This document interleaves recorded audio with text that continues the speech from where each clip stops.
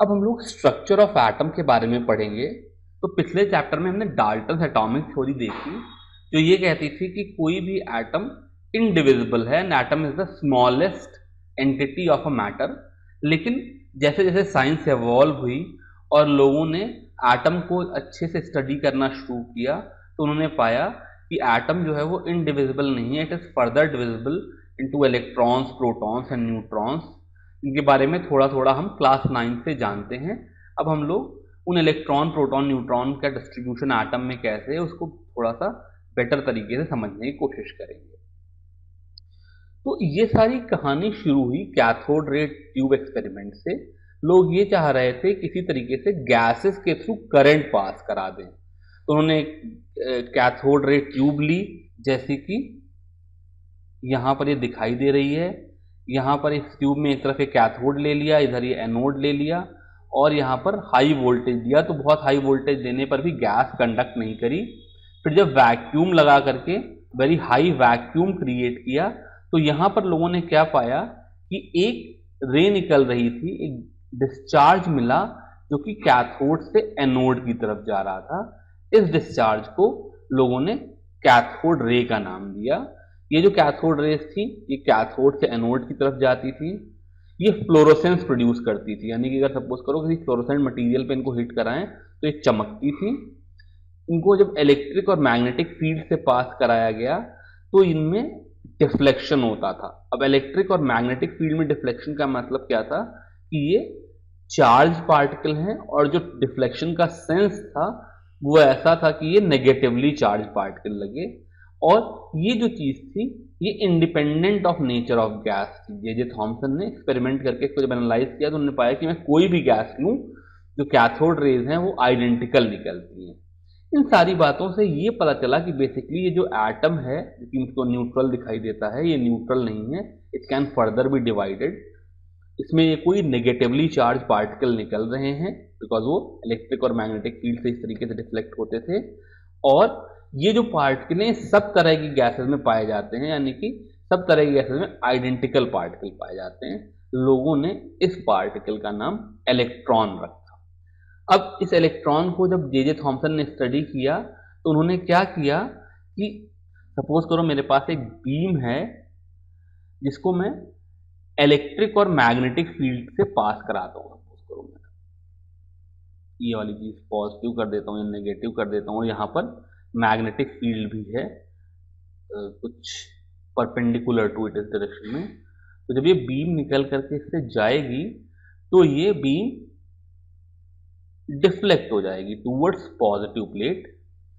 अब J Thomson ने क्या देखा कि डिफ्लेक्शन, जो भी डिफ्लेक्शन होगा, ये डिफ्लेक्शन चार्ज के प्रोपोर्शनल होगा, यानी कि जितना ज्यादा चार्ज होगा उतना ज्यादा डिफ्लेक्शन होगा, और मास के इनवर्सली प्रोपोर्शनल होगा, यानी कि जितना हैवी पार्टिकल होगा उसमें डिफ्लेक्शन उतना ही कम होगा।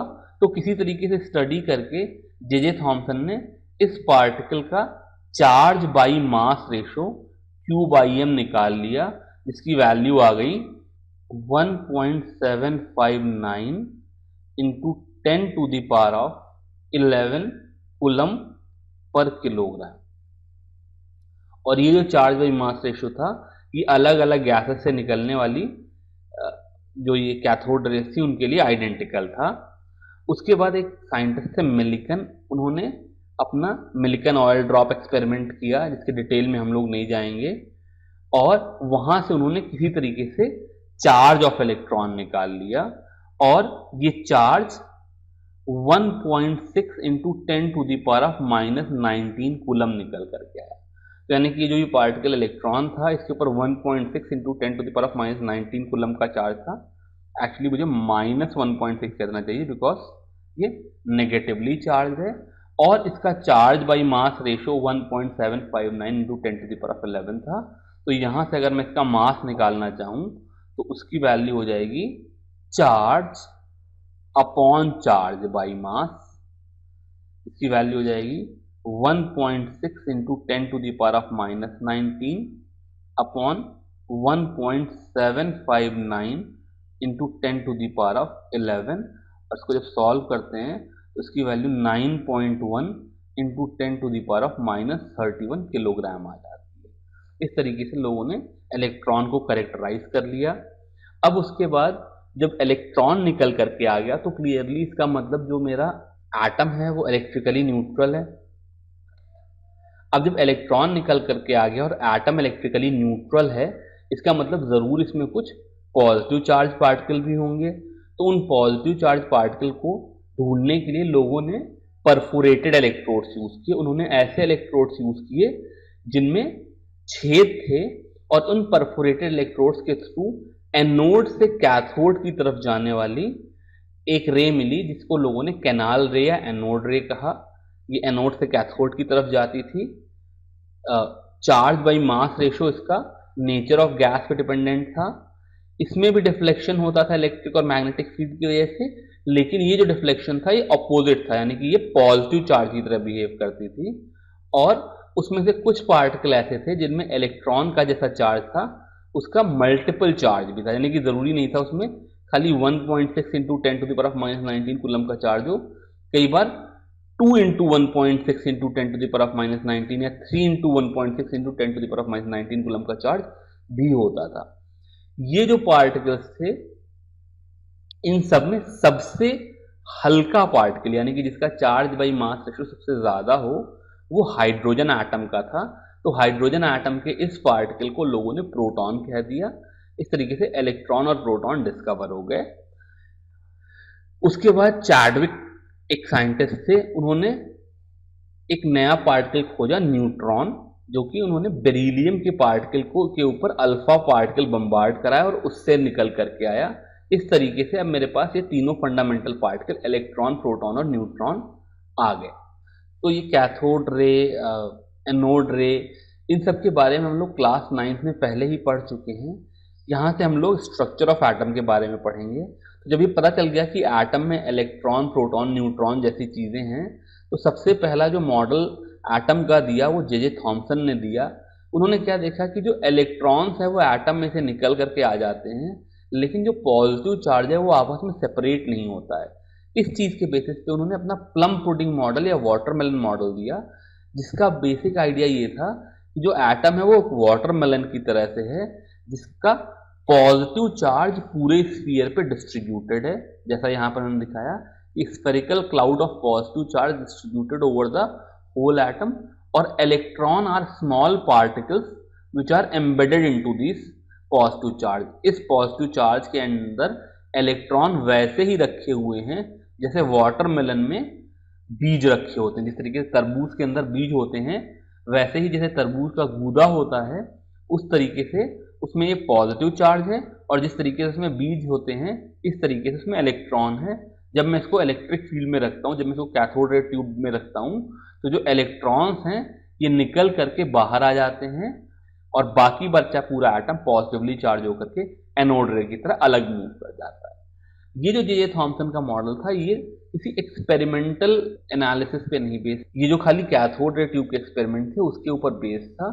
अब इस एटम के स्ट्रक्चर को ज्यादा अच्छे समझने के लिए सबसे पहला एक्सपेरिमेंट रदरफोर्ड ने किया। तो रदरफोर्ड ने क्या किया कि एटम को अल्फा पार्टिकल से बम्बार्ड कराया। उन्होंने क्या किया, एक सोर्स ऑफ अल्फा पार्टिकल ले लिया, जो कि यहां पर ये रखा है, और इस सोर्स ऑफ अल्फा पार्टिकल से जो अल्फा पार्टिकल निकल रहे थे उनको एक लेड प्लेट के थ्रू एक स्मॉल होल से पास कराया। लेड की ये प्रॉपर्टी होती है कि अल्फा पार्टिकल को एब्जॉर्ब कर लेता है, तो जो जितने भी इधर उधर जाने वाले अल्फा पार्टिकल थे वो इस लेड प्लेट में एब्जॉर्ब हो जाएंगे और खाली एक पतली बीम निकल करके आगे जाएगी। और इस पतली बीम को उन्होंने गोल्ड फॉइल पे हिट कराया, क्योंकि बहुत ही पतली थी, ऑफ द ऑर्डर ऑफ, आज की डेट में हम जो इसका साइज जानते हैं तो of the order of 1000 atoms की ही थिकनेस थी उसकी। और वहां से जो अल्फा पार्टिकल निकल रहे थे उनको ये फोटोग्राफिक प्लेट लगा ली। इस फोटोग्राफिक प्लेट के ऊपर उन्होंने अलग अलग जगह पर कहाँ कहाँ कितने अल्फा पार्टिकल आ रहे हैं उसका इंप्रेशन निकालने की कोशिश करी। तो उन्होंने क्या पाया कि most of the particle passed undeflected. यहाँ से ज्यादातर पार्टिकल ऐसे थे जो सीधे निकल गए बिना किसी डिफ्लेक्शन के। A small fraction was deflected by small angles. थोड़े से डिफ्लेक्ट हुए लेकिन ज़्यादा डिफ्लेक्शन नहीं हुआ, थोड़ा ही एंगल डिफ्लेक्ट हुआ, लेकिन बहुत थोड़े से ऐसे पार्टिकल थे विच बाउंस्ड बैक, जो बिल्कुल बैकवर्ड डिफ्लेक्शन हो गया, जिनमें 90 डिग्री से ज़्यादा का डिफ्लेक्शन हो गया। अब अगर मैं इन चीज़ों को कंक्लूड करना चाहूँ तो रदरफोर्ड ने क्या सोचा कि ज़रूर जो एटम है उसमें ज़्यादातर जगह खाली पड़ी है, most of the space in the atom is empty, जिसके पीछे मेन रीज़न यही था कि जो भी मेरे पार्टिकल थे अल्फा रे के वो ज़्यादातर पास हो गए बिना किसी डिफ्लेक्शन के। इसका मतलब ज़्यादातर जगह खाली है। अगर ज़्यादातर जगह खाली है तो इसका मतलब जो positive charge of the atom is concentrated in a very small volume. ये बात उन्होंने दो वजह से पता करी।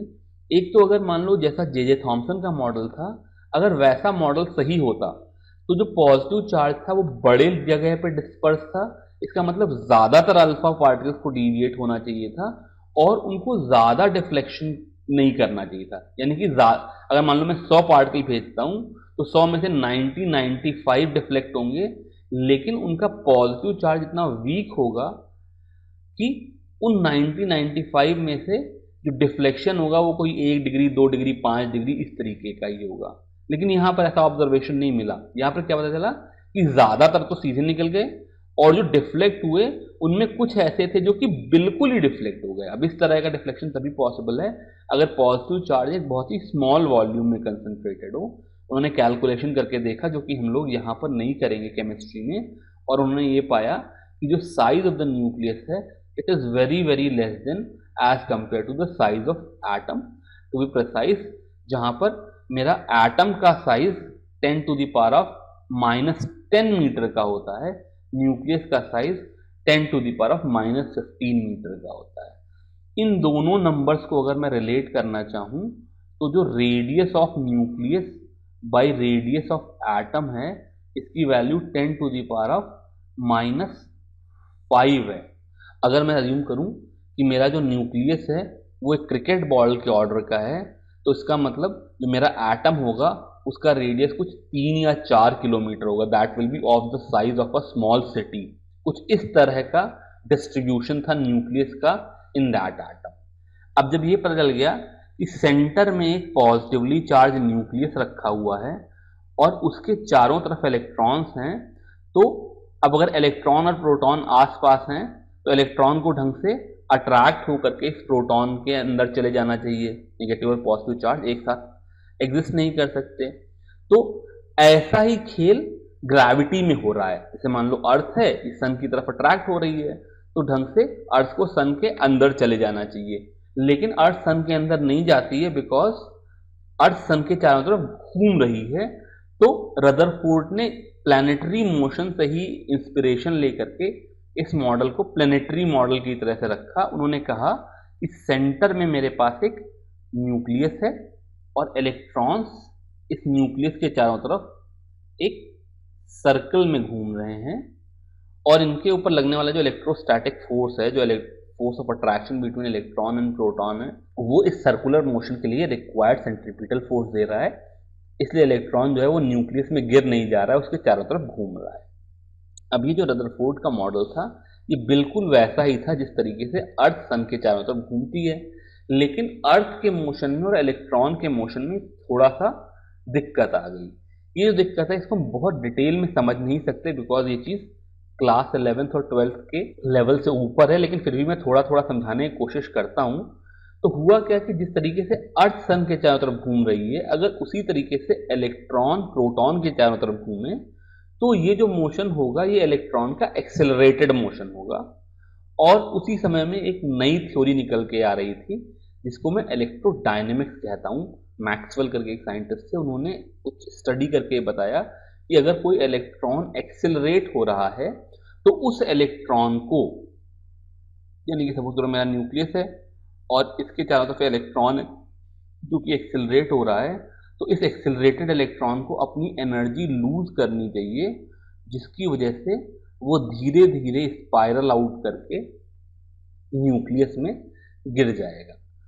लेकिन ऑब्वियसली ऐसा हो नहीं रहा है, क्योंकि अगर ऐसा हो रहा होता तो जितने भी इलेक्ट्रॉन थे वो न्यूक्लियस में चले जाते, सारे एटम डिस्ट्रक्ट हो जाते और फिर नेचर में कोई एटम होता ही नहीं। इसका मतलब रदरफोर्ड की जो थ्योरी थी इसमें कुछ गड़बड़ थी। क्या गड़बड़ थी ये हम आगे चल करके देखेंगे, पर फिलहाल up to a point Rutherford ने एक ऐसा मॉडल दे दिया जो कि जे थॉमसन के मॉडल से बेटर था। ये मॉडल हमको ये बताता था कि एक न्यूक्लियस होता है, उसके ज़्यादा इलेक्ट्रॉन रिवॉल्व करते हैं और न्यूक्लियस में प्रोटॉन और न्यूट्रॉन्स होते हैं। अब जबकि मुझे प्रोटॉन और न्यूट्रॉन्स का ये कंसेप्ट पता चला, तो मैं वापस एटॉमिक मास और एटॉमिक नंबर के कंसेप्ट पे आ जाता हूँ। वैसे तो ये बात हमने 9th क्लास में ही पढ़ी थी, लेकिन एक बार फिर से रिवाइज करूँ तो जो एटॉमिक नंबर हो जाएगा वो number of protons in the nucleus of an atom हो जाएगा, और ये एटम की कैरेक्टरिस्टिक प्रॉपर्टीज है। एक न्यूट्रल एटम में this will also be equal to number of electron. इसका मतलब अगर सपोज करो मैं कोई एटम देखूं, सपोज करो मैं ऑक्सीजन को देखूं, तो ऑक्सीजन के न्यूक्लियस में 8 प्रोटॉन है, इसलिए इसका एटॉमिक नंबर 8 है। और अगर इसके न्यूक्लियस में 8 प्रोटॉन्स हैं तो इसके चारों तरफ 8 ही इलेक्ट्रॉन्स होंगे। इसके अलावा ये जो न्यूक्लियस है इनके अंदर न्यूट्रॉन्स भी होते हैं जिनका नंबर वेरी कर सकता है। ऑक्सीजन के लिए अगर मैं ऑक्सीजन 16 की बात करूं तो इसके पास 8 न्यूट्रॉन भी होते हैं। तो जो प्रोटॉन और न्यूट्रॉन का सम है इसको मैं मास नंबर कहता हूं, और जो नंबर ऑफ प्रोटॉन है उसको मैं एटॉमिक नंबर कहता हूं। अब जब मुझे एटॉमिक नंबर और मास नंबर का कंसेप्ट क्लियर हो गया तो मैं आइसोटोप्स और आइसोबार्स के बारे में बात कर सकता हूं। आइसोटोप्स ऐसे एटम्स हैं जिनका एटॉमिक नंबर सेम है, यानी कि नंबर ऑफ प्रोटॉन सेम है लेकिन मास नंबर सेम नहीं है। जैसे हाइड्रोजन के 3 आइसोटोप H1, H2 और H3, हाइड्रोजन, ड्यूटोरियम और ट्राइटियम। H1 का मतलब है 1 प्रोटॉन 0 न्यूट्रॉन, H2 का मतलब है 1 प्रोटॉन 1 न्यूट्रॉन, और H3 का मतलब है 1 प्रोटॉन और 2 न्यूट्रॉन। इन तीनों पार्टिकल में नंबर ऑफ प्रोटॉन सेम है, लेकिन इसका मास नंबर 1, इसका मास नंबर 2 और इसका मास नंबर 3 होगा। ये आइसोटोप्स हो गए। ऐसे ही मैं और आइसोटोप दे सकता हूं, जैसे क्लोरीन के 2 आइसोटोप, क्लोरीन 35 और क्लोरीन 37। क्लोरीन के नंबर ऑफ प्रोटॉन 17, जो कि दोनों केस में सेम रहेंगे, लेकिन क्योंकि इसका मास नंबर 35 है इसलिए इसमें 18 न्यूट्रॉन हो गए, because 17 plus 18 number of proton plus number of neutron should be mass number. और क्लोरीन 37 में इसी तरीके से 20 न्यूट्रॉन हो गए। तो इस तरह के एटम्स जिनका एटॉमिक नंबर सेम हो और मास नंबर अलग अलग हो वो आइसोटोप कहलाते हैं।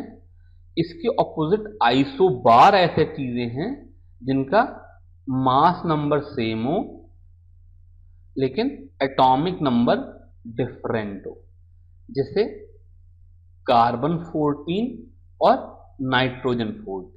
जो कार्बन 14 है इसमें 6 प्रोटॉन है क्योंकि ये कार्बन है, और 8 न्यूट्रॉन है क्योंकि टोटल मास नंबर 14 है। जबकि नाइट्रोजन 14 में 7 प्रोटॉन है और 7 न्यूट्रॉन है। तो उनका एटॉमिक नंबर तो 6 और 7 डिफरेंट है, लेकिन जो मास नंबर हो गया वो 14 और 14 सेम हो गया। तो मैं एक न्यूक्लियस या एटम को लिखने का तरीका बताता हूं, इसमें मैं किसी एटम या न्यूक्लियस X को X, A, Z से रिप्रेजेंट करता हूं, जहां पर ये जो Z होगा ये एटॉमिक नंबर होगा और A जो होगा ये मास नंबर होगा। कई बार जब मैं नॉन स्पीशीज यूज करता हूं, जैसे मैंने अभी क्लोरीन लिया तो वहां पर मैंने खाली मास नंबर लिख दिया, एटॉमिक नंबर नहीं लिखा, बिकॉज मुझे पता है कि क्लोरीन का एटॉमिक नंबर 17 होता है पीरियोडिक टेबल में, इसकी पोजीशन से मुझे बात पता है। तो यहां से जो नंबर ऑफ प्रोटॉन हो गए वो Z हो गए और नंबर ऑफ न्यूट्रॉन जो हो गए वो A माइनस Z हो गए, बिकॉज A की value number of proton plus number of neutron होती है। जो नंबर ऑफ प्रोटॉन है this is also equal to number of electrons for neutral atom. यानी कि अगर एटम के ऊपर कोई चार्ज नहीं है तो नंबर ऑफ प्रोटॉन और नंबर ऑफ इलेक्ट्रॉन बराबर होंगे। अगर एटम के ऊपर कोई चार्ज है, सपोज करो किसी ने पूछा कि Cl माइनस में नंबर ऑफ इलेक्ट्रॉन और नंबर ऑफ प्रोटॉन बताओ, तो नंबर ऑफ प्रोटॉन तो 17 हो जाएंगे, और चूंकि ये Cl माइनस है इसका मतलब इसके ऊपर प्रोटॉन से एक यूनिट चार्ज नेगेटिव ज्यादा है, तो इसकी वैल्यू 17 प्लस 1 18 हो जाएगी। इस तरीके से हम किसी भी एटम के ऊपर नंबर ऑफ इलेक्ट्रॉन, प्रोटॉन और न्यूट्रॉन्स बता सकते हैं। इस एग्जांपल में ये कह रहे हैं calculate the number of protons, neutrons and electrons in bromine. इसमें इन्होंने जिस तरीके से मैंने पीछे ब्रोमीन के बाद में ए और जेड लिखा था, इसमें पहले लिख दिया है। तो इस स्पीशीज में जो मेरा एटॉमिक नंबर है जेड वो 35 हो गया, और जो मास नंबर है ए इसकी वैल्यू 80 हो गई। इसका मतलब number of protons will be equal to Z, इसकी वैल्यू 35 हो जाएगी। Number of neutrons is equal to A minus Z, इसकी वैल्यू 80 माइनस 35 यानी कि 45 हो जाएगी। तो 80 यूनिट का जो ब्रोमीन का एटम है इसमें से 35 प्रोटॉन और 45 न्यूट्रॉन्स हैं, और चूंकि ये न्यूट्रल एटम है इसलिए इसमें नंबर ऑफ इलेक्ट्रॉन भी Z के इक्वल हो जाएंगे, यानी कि 35 ही हो जाएंगे। अगर सपोज करो ये ब्रोमीन ना होकर के Br माइनस होता तो इसके number of electron Z plus 1 हो जाते, बिकॉज जितने नंबर ऑफ प्रोटॉन है उससे एक ज्यादा इलेक्ट्रॉन है, and which would have been 36। और बाय द वे सपोज करो अगर ये Br प्लस होता तो यहां पर नंबर ऑफ इलेक्ट्रॉन जो हो जाते वो Z माइनस 1 हो जाते, बिकॉज जितने प्रोटॉन है उससे इलेक्ट्रॉन एक कम है और इसकी वैल्यू 34 आ जाती। जैसे इन्होंने अगले इस एग्जाम्पल में चार्ज पार्टिकल की बात की है, तो कह रहा है number of electron, protons and neutron species are equal to 18, 16 and 16। तो number of electron number of proton से ज्यादा हैं, इलेक्ट्रॉन 18 हैं और प्रोटॉन 16 हैं, इसका मतलब ये चार्ज पार्टिकल है। उनका assign proper symbol to the species. तो यहां पर क्योंकि इस चीज का एटॉमिक नंबर 16 है, Z की वैल्यू 16 है। अगर मैं पीरियोडिक टेबल से देखूं तो ये सल्फर का एटम होता है, तो ये सल्फर का एटम है। इस सल्फर के एटम पे 16 प्रोटॉन के साथ 16 न्यूट्रॉन भी हैं, इसका मतलब जो इसका मास नंबर ए हो जाएगा वो Z प्लस एन या P प्लस एन जो भी कहो, इसकी वैल्यू 16 प्लस 16 32 हो जाएगी। इसका मतलब ये सल्फर जो है ये 16 32 है, और यहां पर नंबर ऑफ इलेक्ट्रॉन्स 18 है। इसका मतलब यहां पर प्रोटॉन से 2 इलेक्ट्रॉन ज्यादा हैं, इसलिए इसके ऊपर 2 माइनस चार्ज आ जाएगा।